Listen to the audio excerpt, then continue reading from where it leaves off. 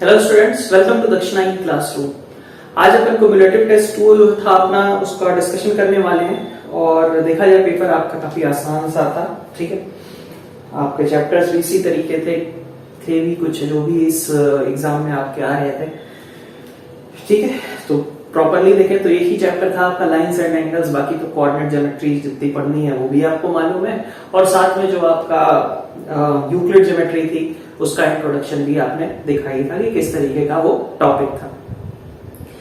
तो पेपर भी मोर और लेस उसी तरीके से बना हुआ है ना। फर्स्ट क्वेश्चन अगर आप देखें, the science of abscissa and ordinate of a point in quadrant 4। तो क्वाड्रेंट 4 कहां पे आता था आपका? क्वाड्रेंट 4 आपके पास आता था कुछ इस तरफ, ये था, है ना। तो राइट साइड में थे ओरिजिन से, इसलिए हमारे पास एक्स कोऑर्डिनेट पॉजिटिव होगा और चूंकि ओरिजिन से नीचे था इसलिए ये वाई कोऑर्डिनेट नीचे होगा, मतलब निगेटिव हो जाएगा। तो पॉजिटिव नेगेटिव। सेकंड क्वेश्चन कह रहा है 1, -1, 2, -2, 4, -5 एंड -3, -4।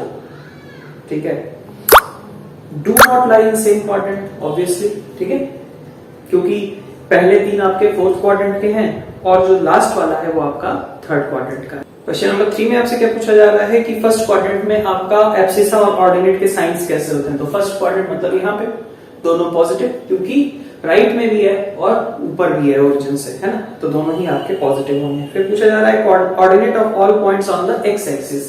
अगर कोई पॉइंट एक्स एक्सिस पे है तो वाई कोऑर्डिनेट कितना होता है? 0। तो वही ordinate of all the points on x axis is 0। Question number 5, which of the following P, Q, R, S, T do not lie on the x axis? x axis पे लाई करने के लिए आपके y कोऑर्डिनेट को 0 होना चाहिए, तो P का नहीं है ना, तो P नहीं लाई करेगा, R भी नहीं लाई करेगा और T भी नहीं लाई करेगा, because there y coordinate is not equal to 0। ठीक है। क्वेश्चन नंबर 6 आपका कह रहा है statement whose truth can easily be deduced from a theorem, ठीक है, इज कॉल्ड। तो थ्योरम से आप कुछ प्रूफ करना चाहते हैं तो उसको अपन क्या बोलते हैं? कोरोलरी। क्वेश्चन नंबर 7 आपको कह रहा है Euclid stated that all right angles are equal to each other in form of postulate. ठीक है,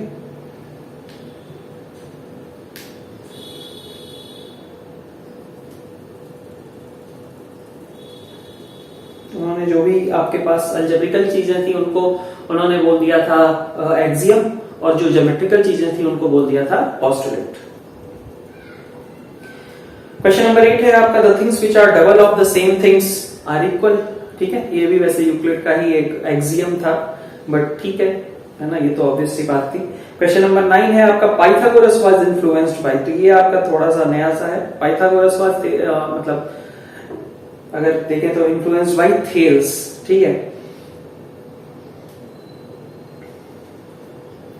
अब एक्चुअली उसमें क्या है कि मतलब एक बार वो मिलता है थेल से और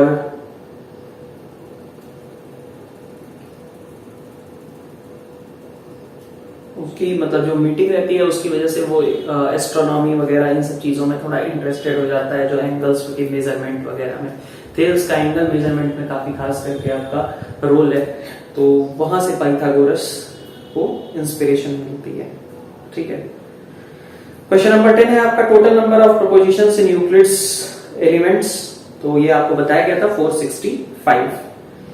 क्वेश्चन नंबर 11 है आपका इनकरेक्ट स्टेटमेंट आपको आइडेंटिफाई करना है। 2 lines drawn in a plane always intersect at a point.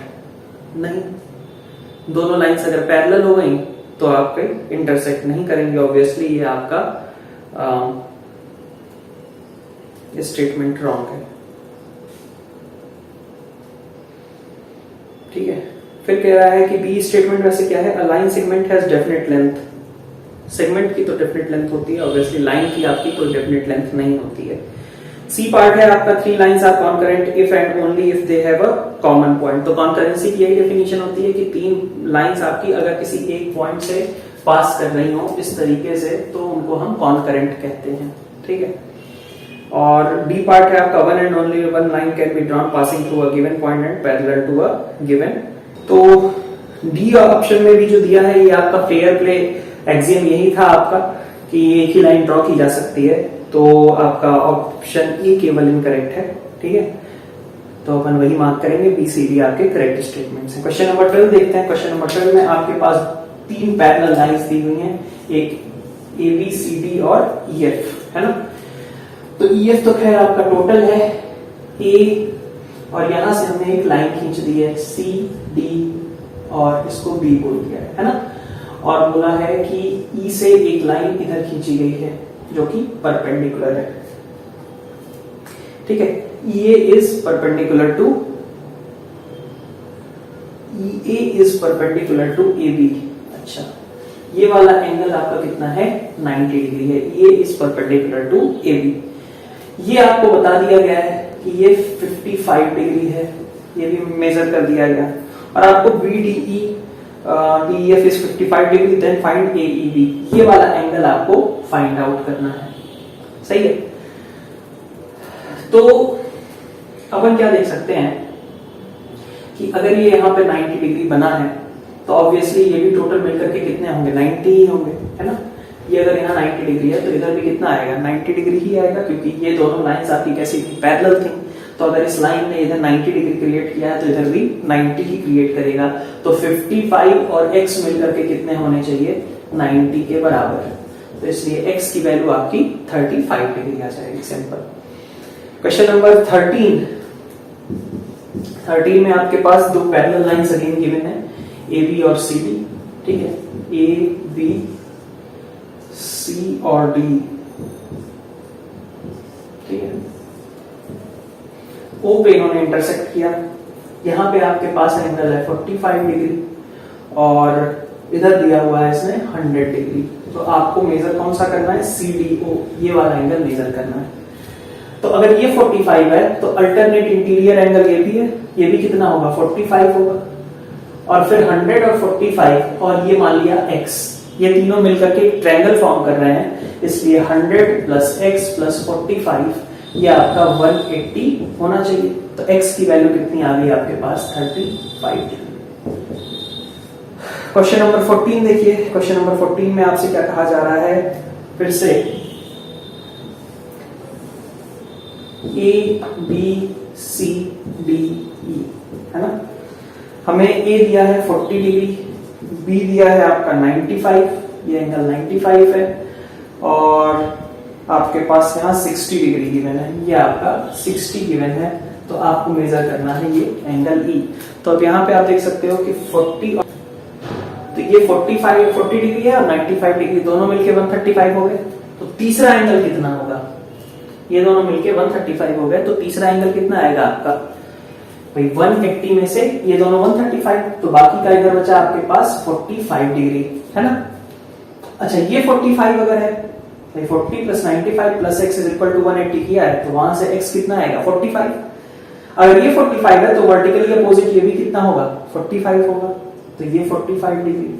अब ये भी तो एक ट्रायंगल है जिसमें 60, 45 और x मिलके 180 आने चाहिए, मतलब 60 डिग्री, 45 डिग्री और x मिलके आपका 180 डिग्री आने चाहिए। तो x कितना आ जाएगा आपका 75 डिग्री। ठीक है, ये आपका क्वेश्चन नंबर 14 रहा। नेक्स्ट देखिए, क्वेश्चन नंबर 15 में आपका दोनों लाइंस L1 और L2 पैरेलल बताई गई हैं, तो आपको y एंगल मेजर करना है, what is the value of y। तो आप देखिए यहां 3x है ना, तो आप क्या कह सकते हो,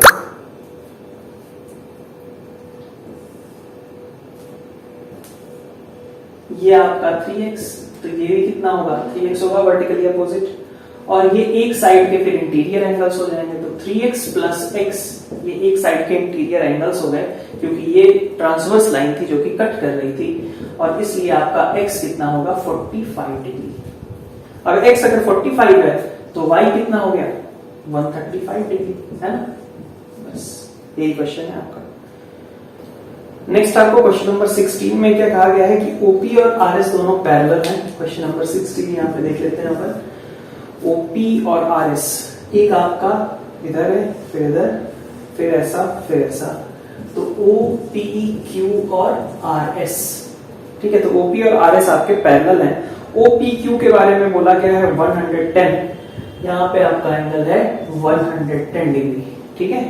और QRS आपका 130 है, ये आपका 130 डिग्री है। तो हमें मेजर करना है PQR, ये वाला एंगल मेजर करना है आपको, ठीक है। तो ओके, अगर मैं यहां से Q से एक ऐसी लाइन खींचूं जो कि OP और RS दोनों के पैरेलल होगी, ठीक है। इसको भी थोड़ा एक्सटेंड कर दिया और इसको भी थोड़ा एक्सटेंड कर दिया, इसको भी थोड़ा एक्सटेंड कर दिया, इस PQ वाली लाइन को, ठीक है। ऐसा ये आपका टोटल डायग्राम एक तरीके से आ गया। तो आप देख सकते हो ये अगर 110 है ना, तो आपके पास इधर अल्टरनेट इंटीरियर एंगल पूरा कितना निकल करके आता, 110 निकल करके आता। मतलब ये अगर आपका x है और इसको मैं y बोल दूं तो x और y दोनों मिलकर के कितने होते हैं, 110 डिग्री होते हैं, सही है। अच्छा, ये 130 है तो ये कितना होगा, कह सकते हैं क्या, ये भाई देखो RS और ये लाइन जो है, मान लो ये AB है सपोज, इसको एक लाइन RQ ने कट किया, तो आपके एक साइड के इंटीरियर एंगल्स है 130 और y दोनों मिलके 180। तो y आपका कितना आएगा, 50 डिग्री। तो इसका मतलब ये एंगल आपका 50 होगा। और फिर अभी हमने कहा था कि x और 50 मिलके कितने होने चाहिए, 110, ठीक है। तो x 60, ठीक है। क्वेश्चन नंबर 17 पे आते हैं। 17 में आपसे कहा जा रहा है AB और HF पैरेलल है, DE और FG पैरेलल है, ठीक है। चलिए देखते हैं उसको। तो 17 में आपका कुछ इस तरीके का डायग्राम गिवन है कि आपके पास एक AB है ना, एक AB है और एक यहां पे इसने HF बना लिया है, ठीक।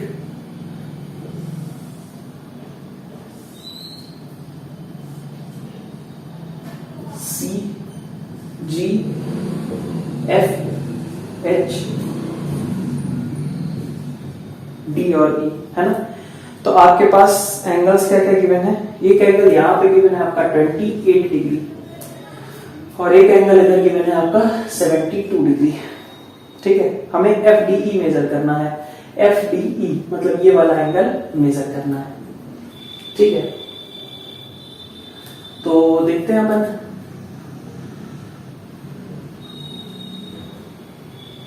इसको अगर मैंने ऐसे एक्सटेंड कर दिया तो ये 28 है ना, ये 28 है तो ये भी कितना होगा, 28 ही होगा, सही है, वर्टिकली अपोजिट, ठीक है। ये 28 है तो ये भी कितना होगा, 28 ही होगा। और अगर मैं इसको भी मान लो एक्सटेंड कर देता हूं तो मेरे पास क्या दिख रहा होगा, ये 72 है तो ये वाला एंगल भी अल्टरनेट इंटीरियर एंगल, तो ये डी वाली ट्रांसवर्स लाइन हो गई, यहाँ 72 है तो ये भी कितना होगा, 72। तो ये मेजर करना है बस। तो हम देख सकते हैं क्या कि ये एक ट्रायंगल टाइप का बन जा रहा है, और ट्रायंगल टाइप का अगर बन रहा है तो 28 प्लस 72 और प्लस x मिलके आपके 180 डिग्री होने चाहिए। तो इसका मतलब x की वैल्यू आपके पास कितनी आएगी, x आपके पास 80 डिग्री आ जाएगा, ठीक है। नेक्स्ट आते हैं अपन क्वेश्चन नंबर 18 पे, ठीक है। 18 में आपसे क्या कहा जा रहा है, AB और CD आपके पैरेलल हैं, तो AB CD आपकी पैरेलल लाइंस है आपके पास यहां पे, और फिर यहां से ऐसा कुछ, ठीक है। ये 148 डिग्री है, ये 132 डिग्री है, आपको ये x मेजर करना है, ठीक है। अच्छा, यहां से भी मैं एक लाइन खींच देता हूं इस तरीके से, ये लाइन P थी जो मतलब 30 पॉइंट से पास करती हुई, और ये एक लाइन है, ठीक है। तो P से भी मैंने एक लाइन खींच दी जो कि AB और CD के पैरेलल है। अब आपको यहां से क्या देखने लगेगा कि अगर आपका ये 132 डिग्री है ना, ये एक तरीके से आपकी ट्रांसवर्स लाइन हो गई है ना, और एक ट्रांसवर्स लाइन आपकी इधर है, सही। तो आपके पास अगर ये 132 डिग्री है,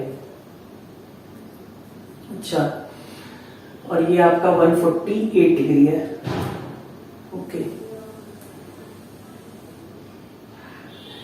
हाँ, तो मैं ये कह सकता हूँ ना कि ये अगर 148 है तो ये एंगल कितना बचेगा 32।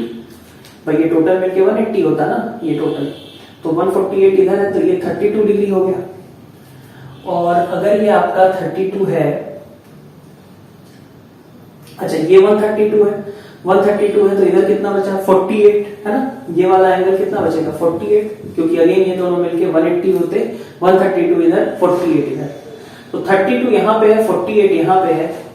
ये एक जो ट्रायंगल बन रहा है इसका तीसरा एंगल हम मेजर कर सकते हैं, एक 32 एक 48, तो यहाँ पे एंगल कितना आएगा, तीनों मिलके 180 होने चाहिए थे, 32 यहाँ पे आ गया 48 यहाँ पे आ गया, तो ये एंगल आपका कितना हो जाएगा 100 डिग्री। और अगर ये 100 है तो यहाँ पे भी आपके पास कितना आएगा 100 डिग्री ही आएगा।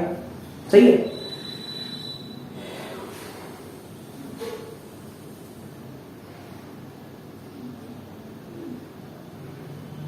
नेक्स्ट क्वेश्चन नंबर 19 आपका क्या कहा जा रहा है कि angle A is equal to 4 times angle B is equal to 6 times angle C।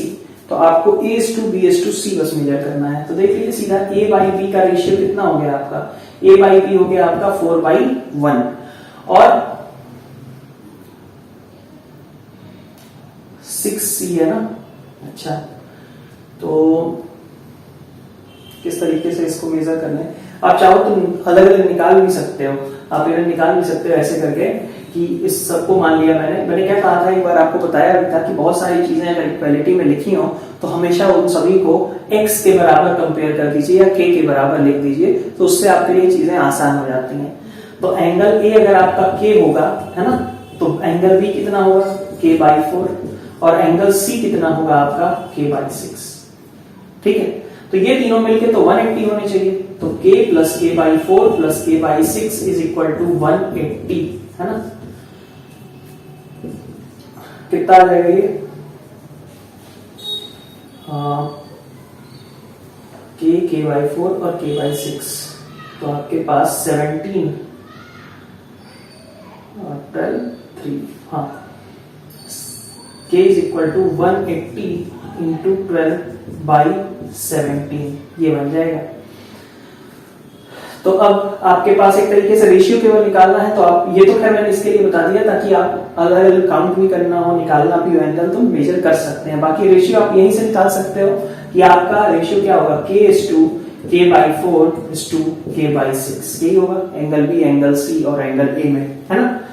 तो अगर इसको सिंप्लीफाई करना है तो आप क्या करोगे, 12 से सबको मल्टीप्लाई कर लो, है ना। 12 से मल्टीप्लाई करते हो तो यहाँ 12k आएगा, यहाँ 3k आएगा और यहाँ पे आपका 2k आएगा। तो 12:3:2 यही रेशियो आपका मेंटेन रहेगा। क्वेश्चन नंबर 20 भी देख लेते हैं यहीं पे। क्वेश्चन नंबर 20 आपसे कह रहा है कि AB और CD आपके पैरेलल हैं, वैल्यू ऑफ x आपको फाइंड आउट करना है। तो आप देखिए ये बना दिया मैंने, यहाँ पे आपका एंगल दिया है 120 प्लस x है ना, और यहां दिया है आपका x। ठीक है, सही है इतनी बात। तो आपके पास अगर ये 120 प्लस x है तो इधर कितना बचेगा, 180 में से इसको सब्ट्रैक्ट कर दीजिए, 180 में से 120 प्लस x कट गया, 60 माइनस x यही आएगा। और ये दोनों